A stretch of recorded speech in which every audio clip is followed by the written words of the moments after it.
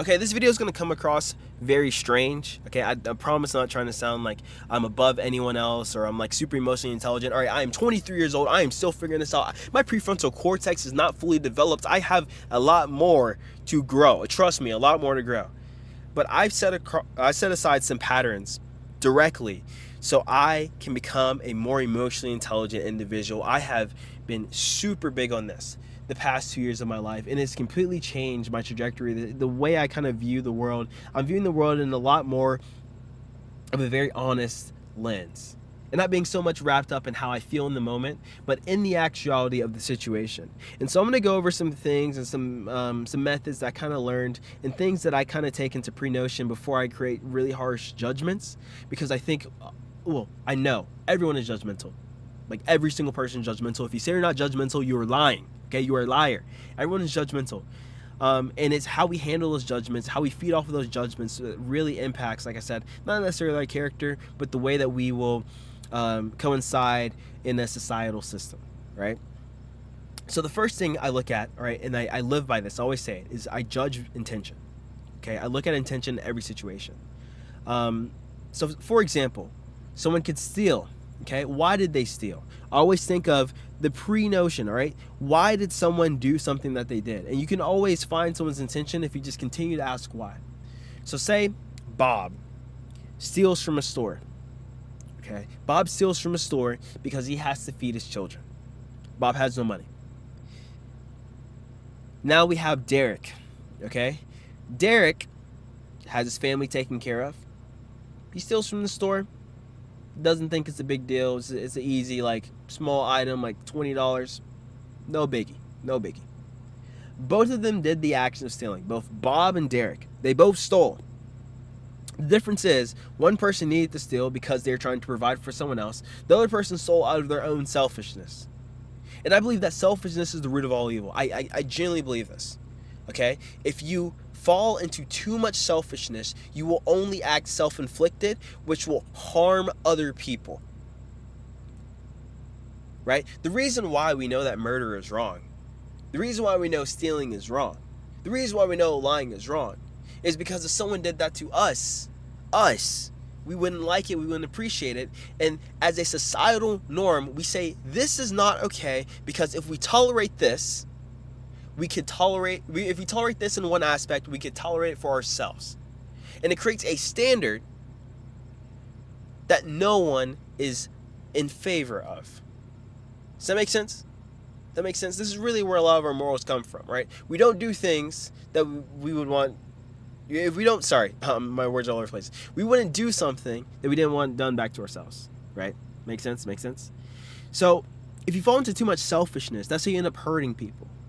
Okay, because you steal and it's like, oh, okay, they can take it, it's just a loss. Or you lie, it's like, oh, it's okay, as long as it benefits me. If you do of just taking and taking and taking and taking and not seeing the morality of, okay, how does this affect somebody else, right? It's just selfishness. And selfishness can definitely bottle up into very, very bad traits if not unkept. So I try to be as selfless as possible. So that's number one. All right, so intention. Let's dive into a little bit more of intention. So lies. Okay, lying is a big one because people get caught up so much in you lied to me, and let me not excuse it. Okay, I think lying is wrong under all circumstances. I try to be as honest as I possibly can. I know I'm not perfect, but I know I'm a very honest person by most people's standards. And when I lie, just like anyone else does, but when I specifically lie, I feel like I broke a commitment to myself. And it haunts me. I believe in karma. I have no idea why I believe in karma. But I think that, when something bad happens to me, I can think of, okay, well, I deserve it. I did this, I deserve it. Which is an unhealthy mindset. Never adapt that whatsoever. But yeah, let's get back to the point of lying, because this is something that everyone will encounter. Okay, so we're talking to Sally. Okay? I'm like, hey, Sally. Who's this guy in your phone that you've been texting while we're in a relationship? Who is this guy? She's like, oh, he's just a guy from work. Okay? I'm like, all right, sweet. He's just a guy from work. 2 months later, I find out that is Sally's ex-boyfriend. Okay? So Sally lied because her intention was to protect herself. Again, that's the selfishness that we're talking about. Okay? And we need to be able to identify this. We need to be able to ask questions. We need to be able to pinpoint, this is why this person told this lie. This is why this person did this action. So we can make better judgments. Again, let's go to another one. So I talked to this guy. We'll call him Braden. Ironic. We'll call him Braden. Braden comes up to me and he's like, yo, I just made $180,000 today. Okay? I'm thinking, why? Cool, awesome, amazing. Why are you telling me this? But awesome, fire. I go and check. Braden actually only made $200 today. He just told me that, so I would be impressed. So I'll think of, why would he make a lie like that? Okay? What was his intention? All right? His intention was to impress me. Maybe his intention was to compensate for his ego. All right? Because maybe he has a very, very low self-esteem or something like that. What was the reason that he did that? Okay? And so usually if I come to the conclusion, the intentions of, he's just lying to lie, he's just lying because he's insecure, fine. I can deal with that. Is it annoying? Yes. Do you have to tolerate it? Absolutely no, you don't have to tolerate it. But that's just the way I view things. And that it makes me view life in a very less problematic way. Now we're going to go to the other type of lie. Okay, which you'll encounter a lot. Not a lot, but sometimes. Sometimes. So we're going to talk to another person. We're going to name him Jackson. Okay, Jackson is my cousin. Okay, and I have an uncle, and my uncle is his dad. So I called Jackson. I was like, hey, Jackson, how's my uncle? And he says, oh, yeah, Uncle Joe is fine. Uncle is great. He misses you. He loves you. He cares about you. And I'm like, all right, sweet, yeah. Goodbye. Hang up the phone. Then later that day, I get a text, and I see that my uncle is actually in the hospital. Okay? These are all hypothetical stories, by the way. I see that my uncle is in the hospital. And I'm like, wow, he just lied to me. Again, think of intention. Why did he lie to me? Well, he lied to me to protect my feelings because he didn't want me to be hurt. Okay, and that is a lie out of care and compassion. And again, I wouldn't judge that as harshly or the same as someone who's lying out of selfishness. Okay, so you can lie to protect yourself. You can lie to make yourself look better. You can lie to protect somebody else. They're all doing the bad action of lying. But the intention is what actually matters. And it's really hard to gauge someone's scope. It's really, really hard to gauge someone's scope. And that's going to bring me on to my second topic of emotional intelligence, is just understanding scope.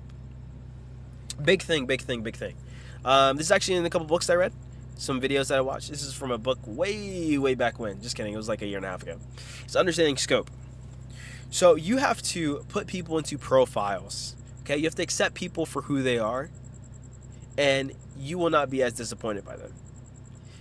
If I know that one of my friends, Sally, is a liar. Okay? Sally just likes to lie a lot. Okay? I won't be upset when she lies because I know this is her characteristics. This is who she is. It's okay. I don't take it personally. That's just who she is. I'm not going to get so emotional. I'm not going to get so irrational because I know that's just her character. Let's take another example, right? So say you have a person, all right, who's just not empathetic. You know that if something bad happens, stuff hits the fan, shit hits the fan, this is not a shoulder that you can cry on. What are you going to do? Complain about it? Take it personally? That's who they are. Either you're going to accept them for who they are or you're not. That's quite literally the only option that you have in life. You accept it or you don't. Okay? Well, what's the need to make a fuss about it? What's the need to harp, you're not this, you're not this, you're not this. You're not how I would like you to be. Okay, number one, you don't have a right to decide how someone should be. right? I don't think anyone has the right to enact moral judgment or to say you are a bad person. I can kind of throw it out to some degree of how I judge morals, but I try really, really not to, call someone like a bad person or anything just because they aren't favorable in a line of my moral sense. And usually, like I said, lacking empathy, being selfish, was another one. Just being cold, being heartless. I think that sends you down a really bad pipeline if unchecked. If unchecked, it can bring you into like narcissism and all these really bad things. But most of the time, like I said, I understand I am one human, I am one individual with one worldview and one perspective that is accumulative of all of my life experiences. Is it fair for me to really pass judgment on anyone? Really isn't. Really isn't. Okay, so I really try not to. I really, really, really, really, really, really try not to. And I don't think anyone should. So again, what does that mean? Meeting people where they are. So you have to be able to box people in your life into expectations that you have for them and genuinely make them lower than what they actually are, because people will disappoint you a lot. They will disappoint you a lot in life, and you've experienced that disappointment right now because we are human. We have had bad interactions, and that disappointment can only be met because you had expectations. It's the only reason why disappointment can happen. So just lower your expectations for people a little bit. Like I said, don't take things so personally. Look for intention. You start piling these things together, you will make better emotional judgment. You will have better emotional intelligence. All right? With better emotional intelligence comes better emotional regulation as well, which are two completely separate things, by the way, right? Emotional regulation is being able to control those emotions, right? Emotional intelligence is the emotion itself. Because you can have someone who's really emotionally intelligent, but they still just like yell at the top of their lungs. They scream, and they can scream nothing but straight up facts. Literally, there's everything they're saying is completely right. They just have really bad regulation. They can't regulate their emotions. People that are emotionally intelligent, like I said, they'll just rage out anything that they feel, and it'll just be a bunch of nonsense. It'll just be a bunch of their feelings and all these name callings, ad hominems, and all this not important stuff. But yeah, those are the big three that I really have for you all. I know I kind of ramble a little bit. I think it's better for me to just continue to talk in the mic, and I'm going to get so much better throughout time. I'm telling you, listen, I'm doing these every single day. You start watching 1, 2, and 3, start piling them up together, you're like, dang, Adavi is so much better at speaking than he was before. Like, this guy's low-key fire. But tell me in the comments, like I said, do you value emotional intelligence, number one? And what are some ways that you think that, you can help build it? Definitely experience is going to be the greatest thing. The more life experience that you have, the more patterns you'll have, which means your pattern recognition will be inclined, right? If you see someone who looks a little shady, okay, and then they end up doing shady behavior, the next time you see a person that looks shady, you're going to remember, oh, I remember dealing with a situation like this before. And a cute little saying I used to always say is, oh, I've played these games before. I've interacted with a lot of people in my life because of the age of social media, right? I'm a social media influencer. I also spend a lot of time online. I've interacted with a lot of people with a lot of walks of life: rich, poor, ugly, attractive, skinny, fat, black, white, Indian, Asian, Arab, you name it. Okay, I have a person who maybe I would even consider as a friend who would fit that category. And it actually has really been extremely beneficial to my life because, again, I can understand scope a lot better.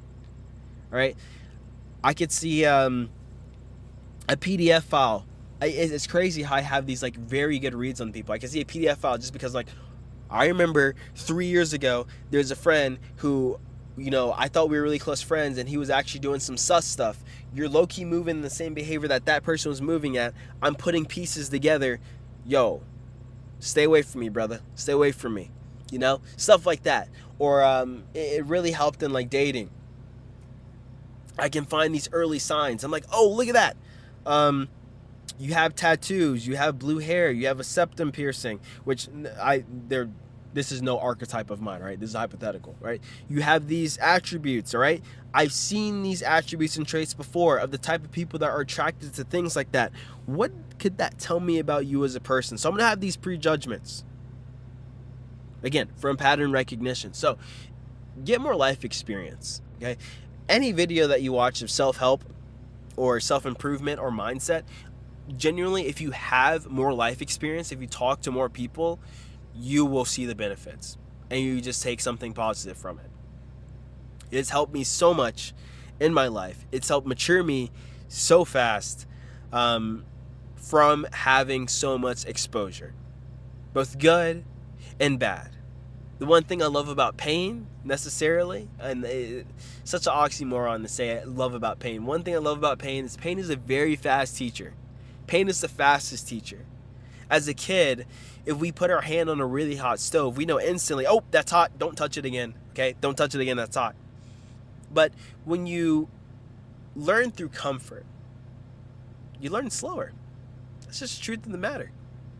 You can hear about, how people interact in books. You can watch these videos of this. These are ways that you could get hurt, blah, blah, blah, blah, blah. But you won't learn as fast as actually experiencing it. And that is the truth of all things, right? That's the truth of all things. So in a way, I'm grateful for all my pain, all my hardships. It's made me strong, and it's made me a lot more confident.